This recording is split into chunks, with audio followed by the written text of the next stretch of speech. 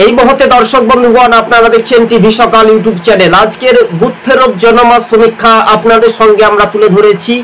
অর্থাৎ নদিয়া জেলার কালীগঞ্জ বিধানসভার উপনির্বাচন 19 তারিখে এবং 23 তারিখে ভোট গণনা বা ভোটের ফলাফল বলাই যেতে পারে। তো এবার সম্ভাব্যত তৃণমূল কত শতাংশ ভোট পেতে পারে, বিজেপি কত শতাংশ এবং কংগ্রেস কত শতাংশ ভোট পেতে পারে আপনাদের সঙ্গে নির্ধারণ করতে চলেছি আমরা। 43% সরাসরি ভোট পেতে পারে তৃণমূলের প্রার্থী আলিফা আহমেদ, এমনটাই খবর সম্ভাব্যত। এদিকে বিজেপির প্রার্থী আশিস ঘোষ সম্ভাব্যত 42% ভোট পেতে পারে। অন্যদিকে বাম কংগ্রেস জোটের প্রার্থী কাবিল উদ্দিন শেখ তিনি ভোট পেতে পারেন কম করে 15%, এমনটাই সম্ভাব্যত। কিন্তু চতুর্থবারের ক্ষমতা রাজ্যের শাসক দল তৃণমূল না বিজেপি ক্ষমতায় আসবে, মুসলিম ভোটের একটা ফ্যাক্টর রয়েছে কালীগঞ্জে, এই কথাটা স্বীকার করা অস্বীকার করা ধার্য নয়।